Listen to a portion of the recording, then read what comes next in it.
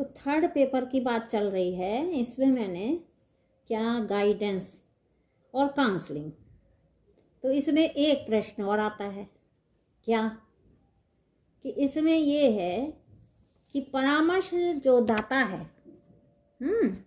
उससे विद्यालय में परामर्शदाता से सभी की क्या अपेक्षाएं होती हैं और इन्हें पूरा करने के लिए परामर्शदाता को क्या उत्तरदायित्व निभाने होते हैं। तो इसमें आप लिख सकते हैं कि ये 3 प्रकार से इसमें अपेक्षाएं करते हैं विद्यालय में। जैसे क्या कि अध्यापकों की परामर्शदाता से अपेक्षाएं, फिर क्या कि माँ बाप, माता पिता तथा अभिभावकों की परामर्शदाता से अपेक्षाएं। तीसरा इसमें लिख सकते हैं कि विद्यार्थियों की जो काउंसलर है, सलाह देने वाला है, परामर्श देने वाला है, उससे विद्यार्थियों की भी कुछ अपेक्षाएं होती हैं। तो इसमें जैसे हम बता सकते हैं कि विद्यार्थियों की परामर्शदाता से क्या अपेक्षा होती है, क्या अपेक्षा करते हैं। तो इसमें यह है विद्यार्थी परामर्शदाता से ये अपेक्षा करते हैं कि जैसे इसमें बता सकते हो कि विद्यार्थी की समस्या को सुने और उसका जो परामर्शदाता है वो उसका समाधान भी करे। दूसरा क्या कि विद्यार्थी की योग्यता, क्षमता, रुचि और दृष्टिकोण को समझकर उचित परामर्श भी दें। ठीक है। और तीसरा क्या, विद्यार्थी कौन सा रोजगार चुने, कौन सा कैरियर चुने, परामर्शदाता का ये कर्तव्य है कि उसे उचित सलाह भी दे। ठीक है। इसके बाद आप लिख सकते हो कि विद्यार्थी के व्यवहार में यदि कमी है तो उन्हें सही मार्ग की ओर मोटिवेट करे, प्रेरित करे।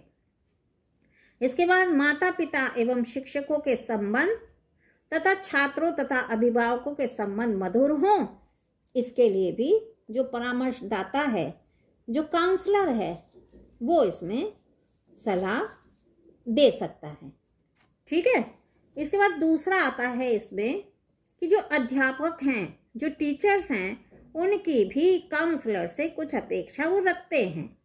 क्या उनके लिए क्या कि अध्यापक वर्ग निम्न समस्याओं के निपटारे के लिए परामर्शदाता अपेक्षा करता है। जो विद्यार्थी अनुशासनहीन है उन्हें सुधारने में जो परामर्शदाता है उनकी मदद करे। पाठ्य सहगामी क्रियाओं में बच्चों का सही चुनाव हो और इसके लिए भी परामर्शदाता क्या करे कि सही चुनाव उनका करे। उसके बाद इसमें लिख सकते हैं कि विद्यार्थियों के व्यवहार में सकारात्मकता हो, इसकी ओर भी ध्यान दे।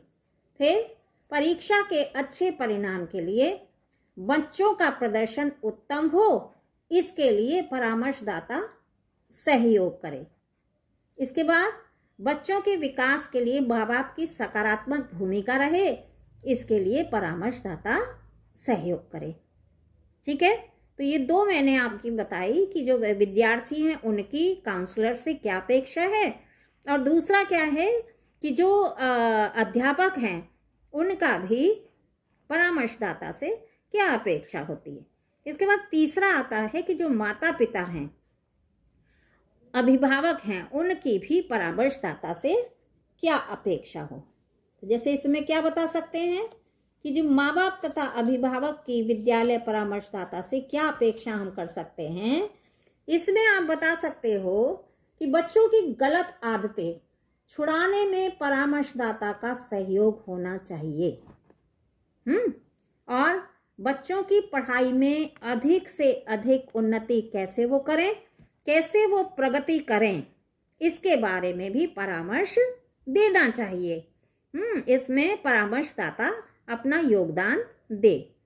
फिर इसमें लिख सकते हो कि बच्चा यदि पढ़ने में कमजोर है तो उसका सकारात्मक उपाय परामर्शदाता बताए, और फिर विद्यालय का अनुशासन कैसे सुधरे, इसके बारे में भी वो अभिभावकों को जानकारी दे। इसमें किसको रोल निभाना चाहिए, इसमें जो परामर्शदाता है वो इसमें योगदान दे। फिर हम इसमें बता सकते हैं कि बच्चों का जो सर्वांगीण विकास हो इसकी जानकारी देकर एक्टिविटी का प्रबंध कराना। बच्चों के लिए उनका सर्वांगीण विकास हो तो उनके लिए क्या है कि परामर्शदाता को करिकुलर एक्टिविटी का उसमें उन्हें अरेंज कर सकता है उनके लिए। ठीक है।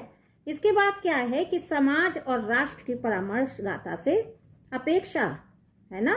देखिए इसमें क्या पढ़ा, एक विद्यार्थी की परामर्शदाता से अपेक्षा, दूसरा आपने पढ़ा कि अध्यापक की अपेक्षा, फिर माता पिता की अपेक्षा, और इसके बाद समाज तथा राष्ट्र की भी परामर्शदाता से अपेक्षा। तो क्या कि समाज और राष्ट्र की भी परामर्शदाता से कुछ अपेक्षाएं होती हैं। वो कैसे कि समाज और राष्ट्र का विकास किन कार्यक्रमों के माध्यम से हो इसकी जानकारी विद्यार्थियों को भी भली भांति अवगत कराना। फिर इसमें लिख सकते हो कि बच्चों के जो वैयक्तिक विकास है और कल्याण में सहायता पहुंचाते हुए परामर्शदाता ऐसा परामर्श दे, ऐसी सलाह दे कि उनका सामाजिक विकास भी उचित रूप में होता रहे, वे अच्छे नागरिक बन सकें। इसके बाद लिख सकते हो कि समुदाय तथा राष्ट्रीय विकास कैसे हो, विद्यार्थी को इसकी भी जानकारी देना। तो देखिए आपने कितने इसमें 3-4 प्रकार पढ़े कि जो परामर्शदाता है स्कूल में, विद्यालय में बहुत इंपॉर्टेंट प्रश्न है ये कि स्कूल में परामर्शदाता से ये इतने लोग क्या अपेक्षा रखते हैं।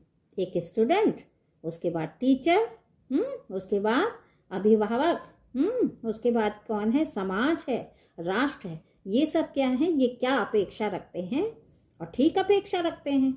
यदि परामर्शदाता जो काउंसलर है उसका बहुत बड़ा जीवन में रोल होता है, यदि वो अच्छी सलाह देता है तो निश्चित रूप से जो बच्चा है, जो छात्र है, जो विद्यार्थी है, वो स्टूडेंट जो है वो अपना जो उसका लक्ष्य है वो एक दिन लक्ष्य पर पहुंच जाता है और सफलता प्राप्त करता है। तो आपको ये टॉपिक समझ आ गया होगा और नेक्स्ट वीडियो में एक और टॉपिक के साथ हम फिर मिलते हैं। तब तक के लिए नमस्कार।